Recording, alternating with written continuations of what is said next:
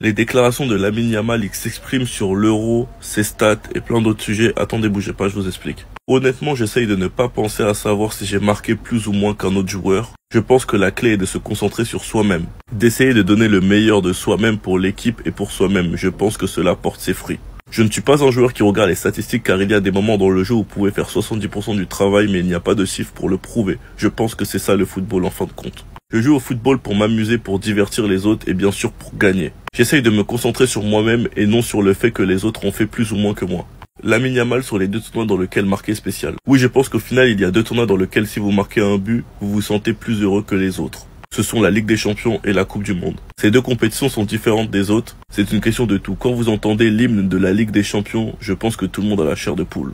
Il dit qu'avoir gagné l'Euro lui a fait prendre de la confiance et a changé le regard des autres envers lui. Avant, je me sentais comme un enfant, mais depuis que j'ai gagné l'Euro, il est devenu clair que tous les adversaires me traitent différemment. Il me voit maintenant comme un grand joueur, je ne suis plus ce petit enfant. Beaucoup de choses ont changé, je suis plus confiant et j'ai plus d'options que jamais auparavant. Avant, je jouais plus librement, je faisais ce que je ressentais sur le moment et j'essayais de profiter davantage. Et je me fiais à l'inspiration. Mais maintenant, j'ai l'impression de jouer avec plus de conviction. Enfin bref, sinon vous les gars, vous en pensez quoi? Ramenez-vous sur Snapper, ça on s'ennuie. Regardez comment le foot va vite. Le classement à la 18e journée, le classement à la 26e journée. On est leader! On a repris les commandes dans ce championnat. En vrai, ça faisait combien de temps qu'on n'avait pas un championnat aussi serré entre les trois plus gros clubs d'Espagne? Le Barça, l'Atlético et le Real Madrid. Et ben j'ai regardé de mon côté. La dernière fois, c'était en Big 2016. À l'époque de nos grands frères, à l'époque de la BBC, à l'époque de la MSN, à l'époque de Griezmann Prime, il y avait même Fernando Torres qui jouait à l'Atlético Madrid. En tout cas, pour le divertissement, ça fait plaisir de voir un championnat aussi serré cette année. La Liga, c'est un vrai plaisir à suivre chaque semaine parce que tu sais jamais ce qui va se passer en vrai. Genre le Barça au début de saison, il roulait sur la Liga. Après, t'as l'Atlético qui a enchaîné peut-être 10 victoires d'affilée. Puis t'as le Real Madrid qui est revenu. Et là, t'as le Real qui est en déclin, mais le Barça qui revient. Et en même temps, l'Atlético qui accroche. Enfin bref, à chaque fois, il y a des scénarios différents. Et moi, ça me régale et j'ai hâte de voir où ça va nous mener. Même si j'espère que le Barça sera champion, franchement, c'est dur de se prononcer tellement il y a des retournements de situation. Et je pense que tout va se jouer aussi avec les compétitions européennes. Parce que si une des trois équipes est éliminée tôt de la Ligue des Champions, je pense que ça va l'affecter mentalement pour la course au titre en Liga. Et tu vas voir qu'elle aura des difficultés. Et ça tombe bien parce qu'il y a Atlético Real en Ligue des Champions après-demain. Donc ça fait les affaires du Barça. Le FC Barcelone a préparé un régime alimentaire spécial, les gars, pour prendre soin de Lamine Yamal et Ansu Fati, les deux joueurs du FC Barcelone qui font le ramadan actuellement. Toujours avec ce FC Barcelone actuellement qui marche sur l'eau, les gars. Regardez sur les 15 derniers matchs, le Barça c'est 11 victoires, 3 matchs nuls, 0 défaites, 51 buts marqués et 16 buts seulement concédés. Et cette saison, c'est simple, hein, le Barça a inscrit, donc hier, donc 4 nouveaux buts, ce qui monte son total à 124 buts. Et si on compare et si on prend en compte les 5 gros championnats et toutes les équipes, les gars, regardez, on passe de 124 et après on descend, jusqu'à arriver à 105 pour voir le PSG, le Real Madrid, 105 buts inscrits. Il y a le Bayern Munich à 103 buts, mais le Barça tout en haut avec déjà 124 buts inscrits depuis août dernier. Et il faut noter aussi le sacré comeback, la remontada au classement. Regardez, lors de la 18e journée de Liga, le Real Madrid 43 points, le Barça 36 points, donc il y avait pas mal de points de retard. Et là, bien sûr, au bout de 26 journées, il reste 12 journées du côté du championnat espagnol. Et le Barça a 3 points d'avance sur le Real. On pourrait même dire 4 points d'avance. Pourquoi? Parce que le Barça a une largement meilleure différence de but. Et on sait que la différence de but, les gars, en fin de saison, ça compte quasiment un point en plus si deux équipes sont ex-aequo. Qui est le meilleur joueur français sur la saison? Kylian Mbappé, Ousmane Dembélé, Bradley Barcola, Jules Koundé. Alors là, pour les comparer, on va prendre la période août 2024 jusqu'à mars 2025. Globalement, cette période. Alors, je dirais qu'en quatrième, je vais mettre Bradley Barcola. Même s'il fait une bonne saison, des 4 là, c'est celui qui m'impressionne le moins cette année. Même s'il est en forme, il marque des buts, il est passeur. En plus, il joue dans une équipe qui est très forte cette année. Au PSG, franchement, il est bien entouré. Pas de souci, mais je le mets quatrième. Troisième, je vais mettre Kylian Mbappé. Heureusement que sur les 3 derniers mois, il est en forme. Parce que sinon, le début de saison, après l'adaptation au Real Madrid, tout ça, sinon, c'était pas très ouf. Mais il s'est réveillé, il marque en Ligue des Champions, il fait des passes D, il s'est adapté au jeu du Real, il commence à apprendre tout doucement son poste de numéro 9, il est buteur dans les gros matchs. Franchement, il réveille tout le monde, il remontre c'est qui Kylian Mbappé. Deuxième, je vais être honnête, même si je suis barcelonais, je vais mettre Jules Koundé, même si j'aurais pu le mettre premier. Vu ses prestations au Barça, comment il a appris à jouer défenseur droit au FC Barcelone. Surtout qu'il ne faut pas oublier, il joue au FC Barcelone. C'est très dur de s'imposer dans cette équipe. Le style de jeu, il est à part. Et là, depuis le début de la saison, je crois que c'est un des joueurs les plus utilisés d'Europe. Il est trop fort à son poste. Il est injouable. Et premier, non, faut le dire, l'homme en forme français en ce moment, tout le monde parle de lui. Ousmane Dembélé. Voilà, il est devenu clinique devant le but. Il est à son prime. Il met but sur but, que ce soit en championnat, en Coupe de France, en Ligue des Champions. Il s'en fout. Il t'allume la cage. Il a appris un nouveau poste. Il a appris à être régulier. Il a appris à finir ses actions. Il a appris à être plus sérieux. Non, faut le dire, Ousmane Dembélé, c'est incroyable. J'ai envie de parler, les gars, de ces jeunes-là. J'ai déjà fait combien de vidéos sur eux, franchement. Lamine Yamal, Pau Cubarsí, 17 ans et 18 ans respectivement. Et on a pris 2 buts face à l'Atlético en 5 minutes. Je dis bien en 5 minutes, mais il a fallu la mentalité de bonhomme de ces mecs-là. C'est les plus jeunes de l'équipe, hein, mais sont titulaires indiscutables dans toutes les équipes du monde. Lamine Yamal, quel ailier, franchement les gars, mais j'ai envie de m'attarder sur Cubarsí. Cubarsí, c'est vrai aussi les gars, on n'en parle pas trop de Baldé, mais Baldé aussi. Mais je vais d'abord parler de Lamine Yamal et de Cubarsí, franchement. Et la mentalité de bonhomme, et je suis tellement content que Cubarsí il est marqué, et vous imaginez même pas.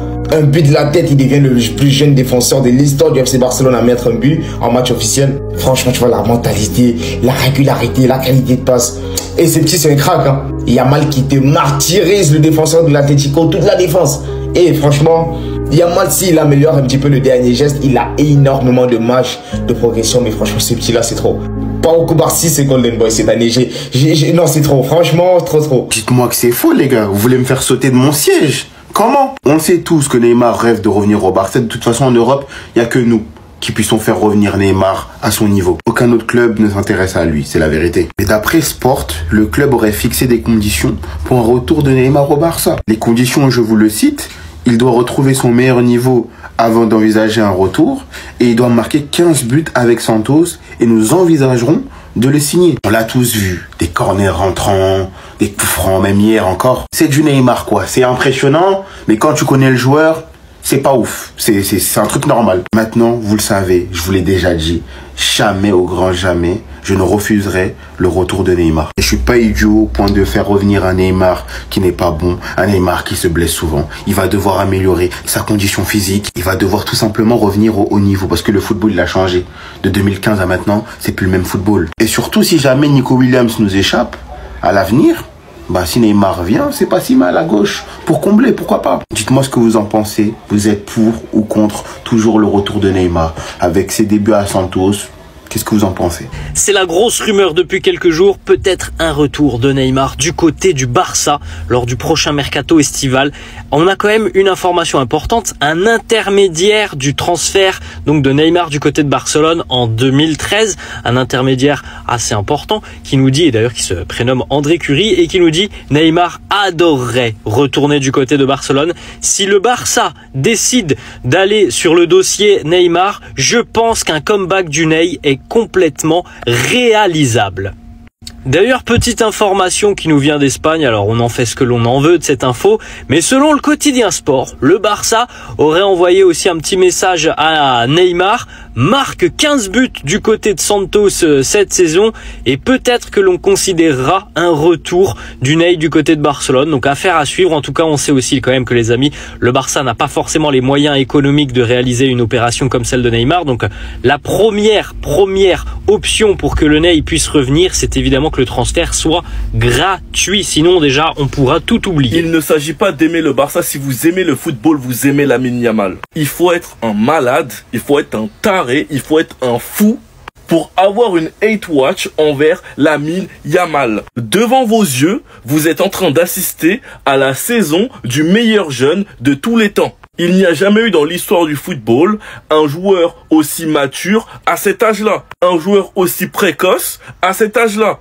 Lamine Yamal, déjà la saison dernière, a brisé tous les records de précocité. Avoir 26 de GA dans l'une des meilleures équipes d'Europe, je pense que vous réalisez pas ce que c'est. Sachant qu'il est hyper bon dans le jeu. Pour moi, ceux qui détestent Lamine Yamal, ceux qui arrivent à traiter Pedri de surcoté, ou bien même qui arrivent à traiter Cubarsí de surcoté, les gars, vous êtes des malades. Vous êtes des ennemis du foot. Parce que Cubarsí, au cas où, vous voyez comment Lamine Yamal, il est trop fort à droite? Je vous jure que Cubarsí, c'est la même chose en défense, voire pire. Parce que le boulot d'un défenseur est beaucoup plus ingrat que le boulot d'un attaquant. Et en plus, Flick joue une tactique risquée, et dites-vous que c'est Cubarsí le patron de cette défense, à 18 piges. Enfin bref, sinon vous les gars, vous en pensez quoi? Ramenez-nous sur cette personne, on s'ennuie.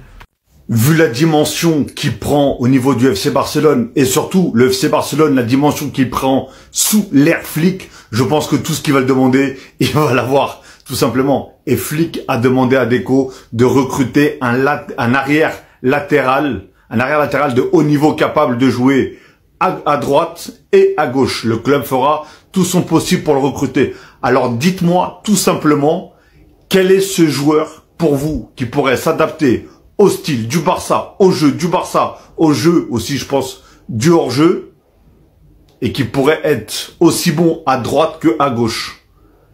Pour quel joueur vous pensez directement et vous dire, lui, il serait parfait pour être la recrue que Flick attend tout simplement pour l'FC Barcelone? Parce que franchement, aucun nom a été cité, donc je ne vois pas du tout qui c'est qui pourrait... Après, ça sera pour ce mercato d'été, je pense. Hein. Mais Flick, on a bien vu que il avait tendance à faire confiance à tous les jeunes, à la Masia, etc.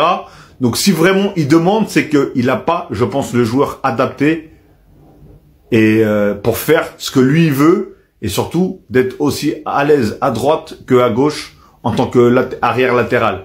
Donc dites-moi dans les commentaires pour vous ce que vous en pensez, surtout à quel joueur vous pensez quand vous voyez ça tout simplement.